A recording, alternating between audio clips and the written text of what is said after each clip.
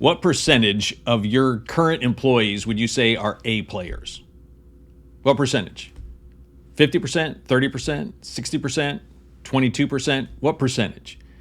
According to Brad Smart, only about 20 to 30% of employees in most businesses are A players, which by definition, of course, means that 70, 80% are not. So somewhere between, let's say, 1 in 3 or 1 in 4, maybe 1 in 5 are A players. And that's a very big problem for you. Why? Because your job as a leader is to produce results through other people. And if you want to grow and scale your business quickly, you need to have a really good leverage team to build off of. And it's not just that A players are better than B players. They're usually a multiple better, like 2 to 5x. And B players are 2 to 5x C players, which means that if you're looking across your team and you have a lot of C players, a couple B players, and maybe 1 or 2 A players, then the amount of production that team can produce is minimal. If you could then take some of those players and change them out and put in A players, it could literally be a game changer for you and your company. Your ability to produce and achieve more dramatically grows when you've got the right people on the team. All that makes sense, doesn't it? Well, there's one big question. How do you do it? Like, how do you get more and more A players on your team? Well, that's what I want to solve for you today, and I want to give you 5 keys today that will help you build a better team of A players moving forward. And once you master these 5, it'll make it infinitely easier for you to do that, which means that you as a leader will automatically get better because you're going to have more A players on your team. So these are 5 simple principles. The challenge, of course, is implementing them. So number 1, the first key to being able to hire more A players is to clearly define what an A player is. Now, don't run by this because you might be thinking, of course, an A player is an A player. Yeah, but what is an A player? Like, define it. If you were to take out a piece of paper and just write down what is an A player, could you do it? Most business owners can't. They're looking for something that they haven't clearly defined. And if you have a nebulous goal, you're going to have nebulous results. You need to have a clearly defined picture of what an A player is so that you can look at a candidate and say, hey, do they fit this picture or not?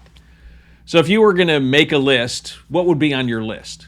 Let me give you a couple ideas. And by the way, I did a podcast on this, an episode a couple years ago on can you turn B players into A players, and I go into more detail on this.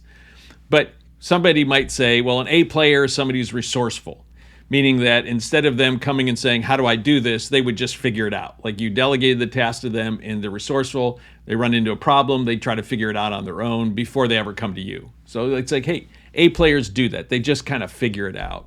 Or you might say an A player is somebody who's really smart.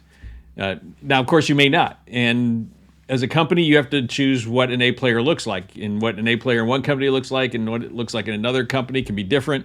What it looks like based on the position in your company, an A player as a salesperson may look very different than an A person in your accounting department. So you just have to define, what does this person look like? What do we think an A player is in our company and in this department? Maybe you might say that an A player is somebody who takes personal responsibility and doesn't make excuses. Or you might say an A player is someone who doesn't watch the clock. They arrive early, they stay late, they just get it done. But you have to write up, what does this person look like? Because once you have that picture, then when you're looking at candidates, you can say, hey, do they fit this picture? And you can ask questions to say, hey, is this the kind of person who watches the clock or not? Is this the kind of person who takes personal responsibility or not? Like, you can't evaluate somebody on something that's really nebulous. So step 1, if you want to have more A players, is clearly define what an A player is. It seems so obvious, but so few do it. So do the thing that most people don't do. Clearly define what an A player is. That will help you immensely. So that's number 1. Number 2. Second thing is you need to clearly define the results you expect for that position. Most job descriptions, and a lot of small businesses don't even come up with a job description, but it usually goes right to the responsibilities. Well, you're not paying people for responsibilities. You're paying people for results. So you want to get absolutely clear on the results that you want. So for example, let's say you're looking for a salesperson and they might be thinking, hey, I can make 10, 15 outbound calls a day or week. Maybe, hey, how about 50 a week? That sounds pretty good. And you might be thinking, no, they should be making 50 outbound calls per day. Well, if you're not really clear on that, then you're not going to be asking about their production and what they're capable of doing, and you're not going to allow them to look at a job description and go, well, I don't want to be held accountable to that standard. Very few job descriptions actually have the results expected in there. Whatever they are, you need to put them in there so that someone can look at it and go, yeah, I can meet that or I can't meet that. Now, the cool part for you when picking A players, that A players not only want to know what's expected, they want to know how they can surpass that. So if they're looking at 50 outbound calls a day, they're looking at, I can do that. Like, that's not a problem. B and C players are going to go, that seems like a pretty high number, right? You're going to immediately spot out B and C players simply by clearly defining the results because they want to be held accountable. B and C players usually don't. A players want to know exactly what's required. So whether you use OKRs or KPIs, totally up to you. But be crystal clear on what are the results that you expect, not just what are the job responsibilities, but the results that you expect. That's number 2, because A players love to know there's a target and they need to not only hit it, but they're going to prove to you that they can exceed it. That's number 2. The third thing, if you want to hire more A players on your team, is you want to make sure that you are attractive to an A player. In other words, your company needs to be attractive to an A player. A players are almost always employed, right? You're going to be recruiting somebody away from a workplace now. And for them to go from where they are to your place, there has to be something that's going to attract them to that. It might be the culture of your company. It might be your mission or your vision or what you want to accomplish. It might be some kind of new innovation or new technology or something that you're doing. It might be the comp package. By the way, a lot of business owners kind of look at what the average is and they go, like, that's what we're going to pay. A players know their value in the market. And if you put average pay, you're only going to get average employees. If you want A players, you got to pay well. And you're not going to get an A player by paying average. Now, you can get plenty of people who want to apply for a job if you're paying well, but you're not going to get an A player without it paying well. So, that needs to be attractive to. But that's not the only thing. It might be the opportunities in the job. It might be that, certain mentors that they will have that will help develop them. Or maybe you have a growth book that might be interesting and attractive. So you need to make sure that your company is attractive to an A player. And by the way, that also means you need to have some A players on your team. A players like to work with other A players. So as you're trying to recruit more of them, you've got to figure out, how do I make this environment, this company, attractive to an A player so they want to come work here? Because they're going to leave where they're gainfully employed to come to your company. It needs to be attractive for them to want to say yes. So that would be number 3. So you clearly define what you mean by an A player. You clearly define the results expected. You make sure that your company is attractive to an A player. The 4th thing that I would suggest to you is this. You want to get more candidates. You want to get more candidates. The challenge for most business owners and entrepreneurs that I've met is that they get 2 or 3, 5 or 8 candidates and they're like, oh, that's all we're going to get. I'm going to pick one of those. And the problem is a math problem. You're probably not going to find an A player out of those 2 or 5 or 8 or maybe even 10 candidates.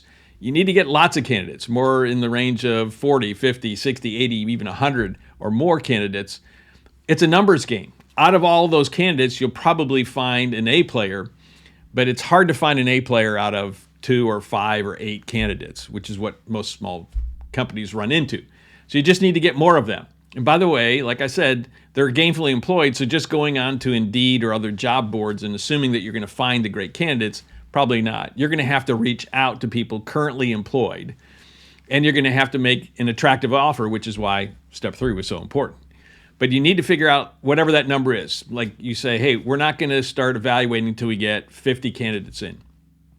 Now, if you're using a recruiter, not a problem. They should be getting the 50 and then sorting those down and giving you their top 5 choices, their top 3 choices. So they've done the weeding part. But if you're doing it internally, you got to be thinking, 30, 40, 50, 60, 80, get lots of candidates, because out of that pool, you're probably going to be able to find at least one good A player. It's a math game. Just realize it's a math game and stop looking at small numbers. If you do that, you'll probably find more A players. So that's number 4. And then the 5th and final one that I would recommend to you is this. Make sure that you develop and use a strategic hiring process every time. The problem I see with business owners all the time is that they will find somebody they want to hire and they just want to go hire that. And they don't vet them through the process, even if they have a process. Now, most people don't have a process, but you should have a process with step A, step B, step C, step D. It should involve, multiple people being part of the interview process. It should involve some kind of test where you're trying to find out if the people can actually do the thing that they say they can do before you actually hire them. There should be some background checks. What business owners do is they skip all of that when they find somebody they want to hire. I would recommend that, if Brad Smith's numbers are right, that only 20 to 30% are A players, that you should know that 70 to 80% of the time you're not picking A players. Maybe there's a better way. And that better way is to have a process that you use every single time. Because if you use the process every single time, yes, you might miss out on an A player here and there who just doesn't want to go through the process. Okay, it is what it is. But you increase the probability of you actually hiring a good person when you, in fact, walk through the process every single time. Because when you skip steps, there's a higher probability that something won't be caught, and then you'll hire somebody, and then a month in, 3 months in, 6 months in, you go, what in the world do we do? Oh, the problem went all the way back to the hiring process. We skipped that step. Don't skip steps. So if you clearly define what an A player is, you clearly define the results that you expect. If you make sure that your company is attractive and the package is attractive to that person, if you make sure that you get a lot more candidates than you have, and if you have a process and you use it every single time, you highly increase the probability that you're going to hire an A player. And when you hire that A player, remember, they're going to produce at 2 to 5x what a B player is, and 2 to 5x a B player over a C player. So make sure you hire primarily A players and a couple B players, and you will increase your leverage, which will allow you to produce more, which will allow you as leader of your company to grow and scale your company faster. So which of those is most important to you right now, this week, as you begin the process of trying to hire better players? So I hope you enjoyed this week's episode. If you did, I'd encourage you to hit the subscribe button. If you haven't subscribed yet, make sure you smash the like.